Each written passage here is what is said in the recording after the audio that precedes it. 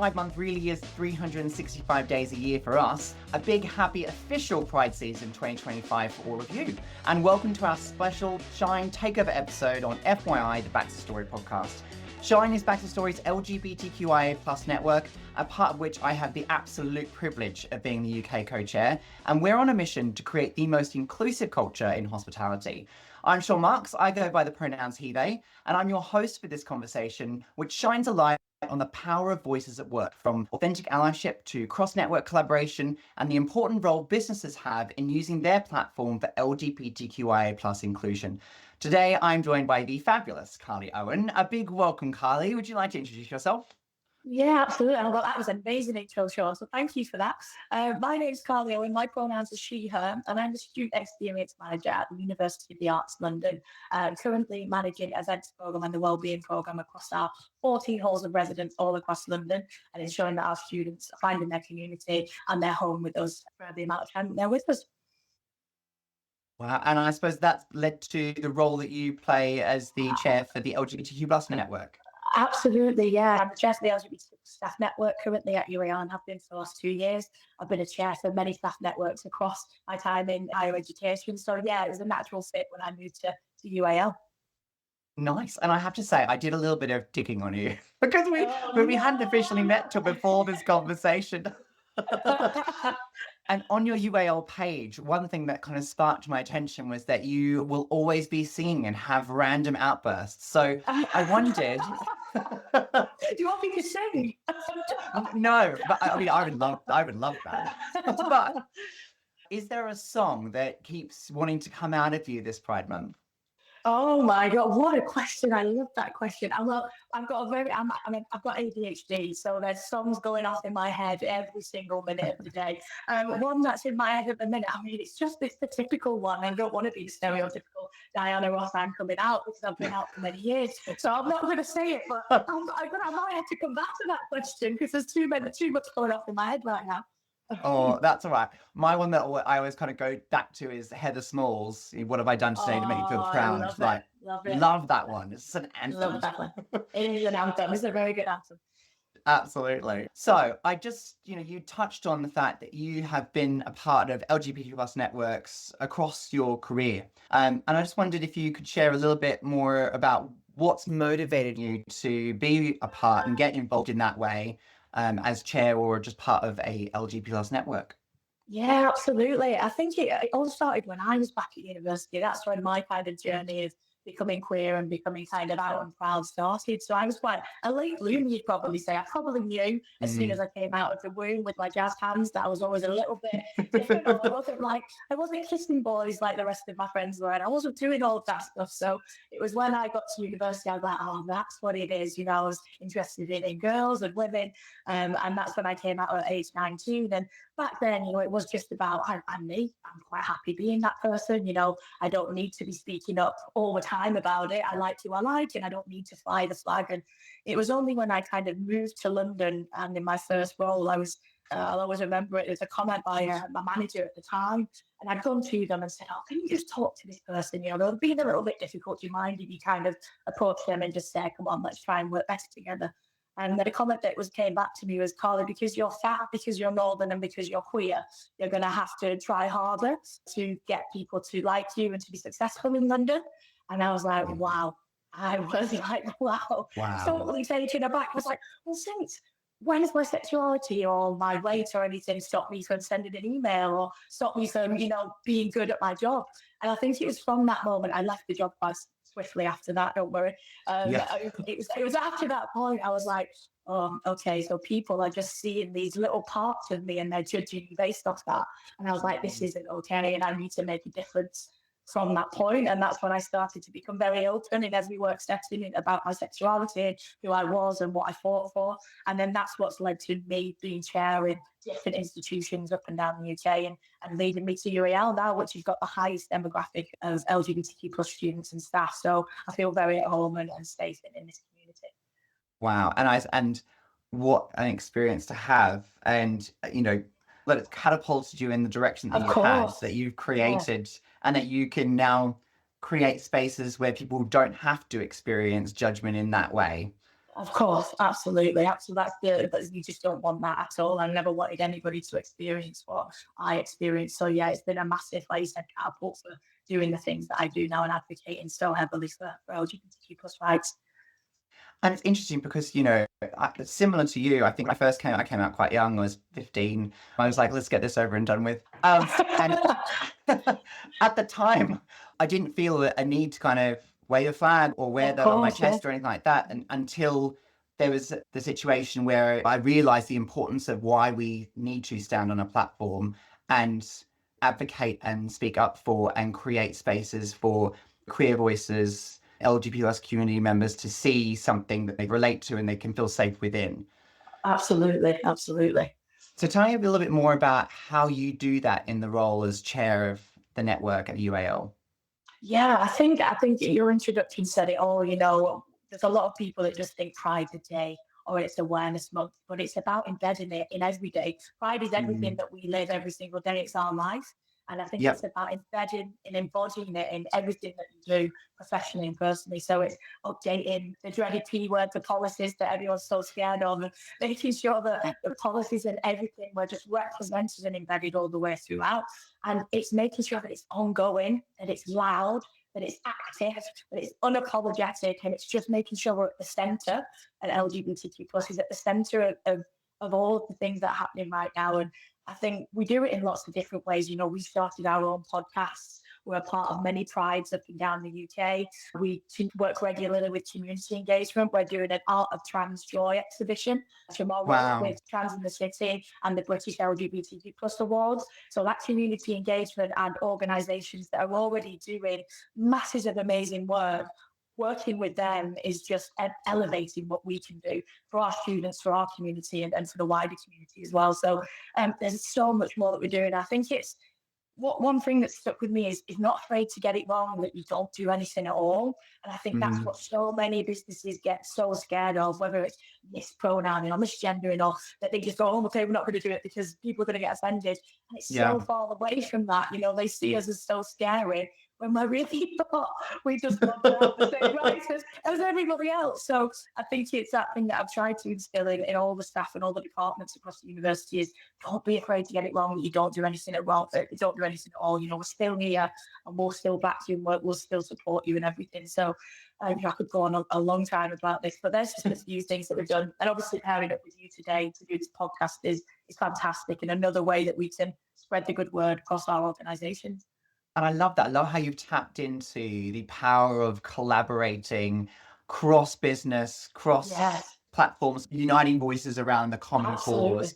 And how can we amplify the voices in order to do that? What led you to connect that actually it is better to work together than work in isolation? Of course, I'm only one part of the acronym and the demographic of our community, and I only have my experiences to draw on. I don't identify as trans or a gay man, so I think it's important that we pull everybody into that who has that lived experience, to give them the safety, to give them the platforms to feel like they can express that, and whether that's being at UAL, whether that's in an art form, whether that's in an exhibition like we're hosting tomorrow, whether that's joining a Pride campaign with us, whether that's joining our podcast. We try to do it in very different platforms and avenues so people feel as comfortable as they can to share what their lived experience is. And we've had so much positivity from it. We've received 6 awards alone this year through our work in LGBTQ plus rights, and that is just staggering to me. I'm so proud of my team and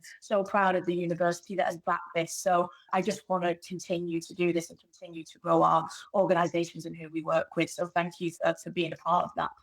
No, of course. And what an incredible achievement to be recognised in that way. Of those 6 awards, is there one that you're most proud of? Oh, wow. God, wow. I mean, I think there was one, for myself personally, I won Role Model of the Year a few months ago for the work that I'm doing within UAL and the higher education. And I think that was a massive shock to me. We've done a lot as a university and we've been recognised a lot as a university, but to be personally recognised, and it wasn't expected at all. That really has hit home. And I think that's even spurred me on just to keep on going. It is being recognised, even though sometimes it feels like you're fighting a fight alone, or it feels like you're not being seen and you want to be doing so much more. So I think that for me really, really was a good moment for me. Yeah. That's incredible. Big congratulations for that. Thank you. Thank you. And you're right, because I think, whenever you're starting a movement or you're transforming a direction or influencing a new way of thinking or seeing the world, it's not instantaneous. It is No, a absolutely not. slow burn to get to that kind Yeah. of the top of that mountain. And it's how do you keep yourself motivated and encouraged that you're doing the right thing to continue to go up to that goal that you have in front of you. Absolutely. Yeah.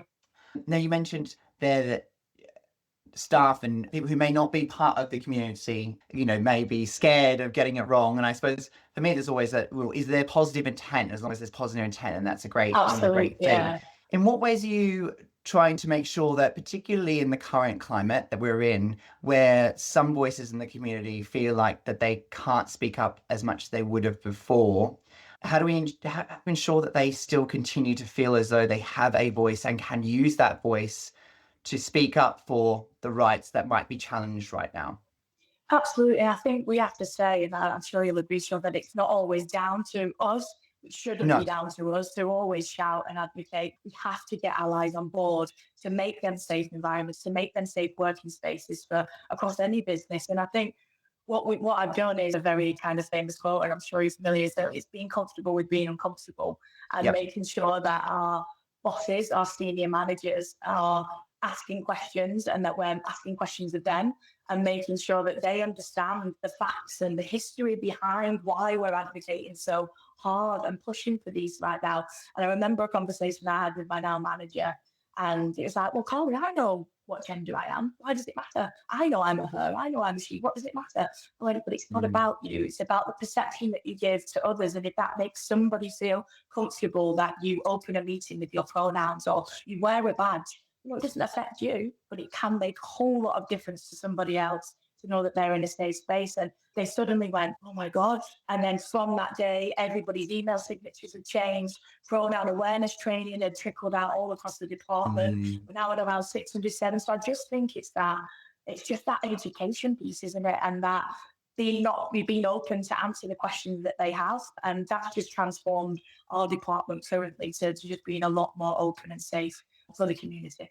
Yeah, and it doesn't cost anything to do that. No, absolutely not. No. But the value that has Yes. on people hearing that is huge, and the impact that it has on them knowing that of you and then feeling comfortable to share about themselves is enormous. Exactly. Do you have a story about an unexpected allyship that had a real impact for you? Oh, wow. I mean, I think there's personal and professional. I think to me, it's Go always either. that story. Yeah, go on, I know, yeah. I think more recently, with everything that's happening at the minute, as we know, with the trans and non-binary and intersex community and the horrible things that are happening in our society right now to strip them of their rights, that has impacted our organisations. I'm sure it has you, and it's led to many difficult conversations we're having to have around our policies, and lots of bad decisions have been made. We're being rectified right now, which is great. But it was a meeting that was had when this whole legislation and Supreme Court and EHRC came out. And we usually pull in, I'm not sure about you, Sean, but we usually pull in around 30 to 40 every kind of LGBT plus network meet, and on this call, there was 250 people that joined this call that were, I'd say, 25%, 30% were part of the network. The rest were allies, and they spoke so eloquently to say the reasons as to why we needed to fight this, why we weren't going to be listening to what this Supreme Court decision was saying right now, and what were the steps we were going to take. And I think for me, again, it goes back to that thing of when you're fighting the fight and it's a slow burner and you're doing these events and only 10 people might show up or 50 people might show up, to have 250 people just be on that call and advocating for the community, some who were allies, some who I'd never met before, the majority, was just incredible. And I think that's where I felt even more at home here at UAL. Yeah, that's absolutely incredible. And you perhaps in that had lots of people who may have been passive allies before, but have become more active in that allyship, which ultimately is, allyship is a verb, it's not a label. We want people to be active allies. Yes, absolutely. Yeah, I think that's what it is. I think I've seen so many people come forward now. What can we do, Carly? Where are we protesting? Can I join Pride? We've done Pride and stuff for many years, but I think this year it's going to be extra special and even bigger than years gone by. So absolutely, from that passive to active, I've seen a massive shift at UAL, definitely. Amazing. And we're very excited to be joining you. I know. I'm sad that I can't be on the bus because I'll be holding two of our children up on our shoulders. We'll be looking out for you. We'll be looking But out we'll for be you. waiting. Oh, and I think that there's just such power in that active advocacy, and I'm excited to see what Pride is like this year for that reason. I think when challenges come up, that's when we rise the strongest, and allies come out and they really help lift us up to help lift and change what needs to be changed in order to rectify wrongdoings that have been done in law or in ways of thinking that have negatively impacted us. The other thing that I am seeing though is, I'm actually noticing a lot of big companies who don't have representation like they did in former years for lots of different reasons. And I think that there's an important message there around, if you're going to stand up, if you're going to use the rainbow flag, you need to be active in showing up for the LGBT community when we need you. Yeah, absolutely, 100%. You can't just be putting on a rainbow logo every once in a blue moon. No. You have to be, let's go back to what I said, embedding it in everything you are and everything you stand up for, all your policies, all your mission statements, all your visions. We have to be represented. And it is really funny. There's so many memes, isn't there, and graphics at the minute of all the companies gone by that have stripped and I'm not doing it anymore. It's so sad to see, but all the people that are coming from the background now and showing their active allyship is, it restores faith a little bit when you're seeing all the negativity. And I think what I feel most for is for the employees within that company who are bound to be either have a network or be part of the community and don't feel that they can be represented in that way. What advice would you have for a network where an organization may be too afraid to step up and step out at the moment? What would you say for them to encourage or to influence their business? I think it's just educating. I think people, when they see the word Supreme Court, when they see EHRC and all these legislations and legal and all of that, everybody panics and goes into a panic. But it's about going back to the roots of why LGBTQ plus activism started and educating them in that. So why did the riots happen back in 1969? What percentage of our population is LGBT anti? It's 3.8% of the population are LGBT, 0.5% are trans. We're a tiny, tiny demographic. And I think people think it's much larger. I did a presentation last week and people are like, 60%, the queers are taking over, 60%. I was like, absolutely not. We're a tiny, tiny part of that, but we are the ones being attacked the most. And I was like, that needs to change. And it's educating them on why that is, the stats, the facts, the impact that has, the stats that we find LGBTQ plus individuals are more at risk of depression and anxiety and suicide and all these things. It's educating them on that. And that's when I've seen a real shift. So it's not just scaring them with, we have to change the policy because Supreme Court says it's, well, actually, no, this is why we're doing it. It isn't just stems from this year. It's been years of it. So I think education has been really key in turning a lot of that around for me. And then, as we've said before, partnering with people that are already doing this work so well. There are so many organisations out there who are just wanting to help for free. People scared that it's going to cost, but there's so much free resource out there. And I'm happy to share that with you, Sean, after, and we can put it in links and stuff on the podcast as well. Absolutely. And you already mentioned some of those organisations that you're working with at UAL to partner with and amplify the work that you need in spaces that you might not have the experience to speak to in the strength that another will be able to. Absolutely. I think with what you just said there around starting with those statistics, it's mind-blowing how small those percentages are when you consider the power of balance that the media has put on to amplifying or magnifying, what is actually a very small, tiny part of the population. Yeah. So I actually think that's a really good starting point, starting with some of those numbers, because actually that really shifts perception from what it currently is to what the reality actually is. Absolutely. And highlights, I suppose, to people, to businesses, why now more than ever, when we're silent, it's not neutral, it's actually harmful, because it could potentially lead to changes like what has been made. And I think that that's something to say around, where fast forward 5 more years and everything, is potentially in a better place than what it is currently today. The importance of keeping our finger on the pulse to ensure that we don't continue to go backwards. Because I think it's when we stop looking forwards that we start going backwards. Absolutely. I couldn't agree more, Sean. And I think I get asked this question all the time. It's thinking back to what you just said, why isn't there a straight pride? There's 64 countries that criminalize LGBTQ plus community, and that is increasing day by day. So it doesn't just stop once this one legislation gets sorted or this community feels a little bit better than they did yesterday. It's continuing to push forward, because until, I don't think it's, illegal anywhere in the world to be straight. Until we've got that saying, we keep pushing forward and we keep advocating for the rights that we just deserve. We absolutely do deserve. And I think it can be a scary place to think that the rights that we have today are tender. Yes.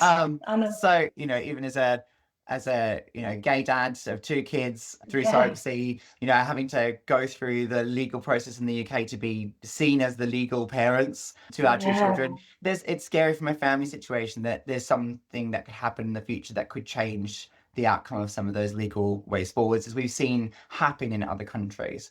Absolutely. So I absolutely think that, we need to, as you say, we need to keep making sure that we're standing firm and standing strong and continuing to power forward. It's more than just a flag on a building or a symbol or a sign.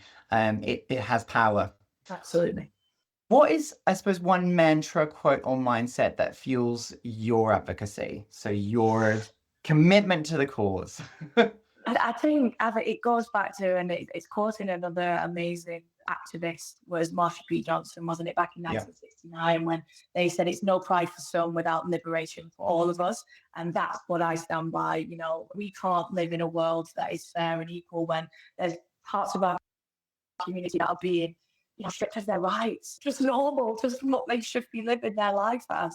And until we're all free from that, then there isn't liberation for us all, and we need to keep fighting for that. So Marsha P. Johnson's quote always lives with me, rent free in my head, alongside all my singing and songs.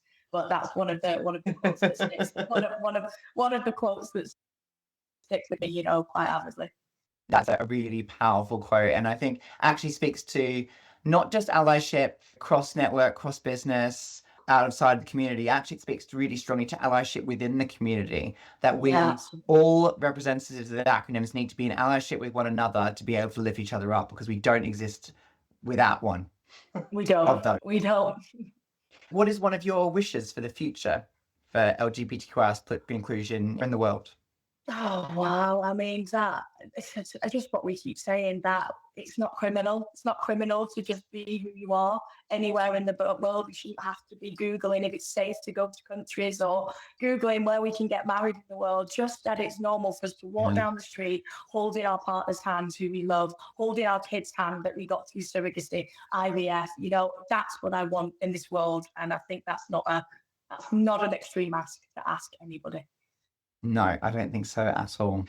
Wish for the same and want the same. I want to be able to travel to any country without fear of persecution for just walking off the plane as myself. Absolutely. Having a cheeky snog in a bar, that's all we want, right? That's all we want, a cheeky snog in a bar. On the street. That's it. That's all I want to do without being looked at or made fun of. So, that's part of it. But professionally, I just want everybody to be embedded in this and not be a fleeting thing. As you said, always pushing forward with it. Always having our finger on the pulse, being ahead of it, proactively being ahead of it, not reactive.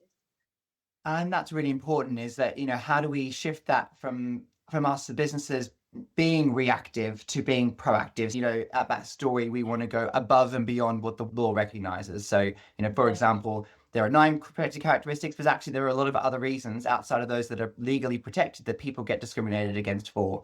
And so I think that mindset of going above and beyond what's legally expected and required can really help you to continue to push forward.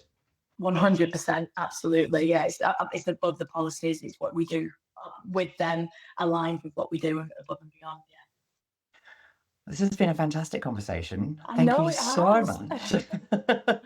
Thank you. No, thank you. What are you most looking forward to doing to celebrate Pride Month yourself? Oh, well, we've got the exhibition tomorrow, which is Yeah. 20 pieces of trans joy, and they're going to get picked, and the top 3 will get picked and shown at the British LGBTQ+ Awards coming up later this month.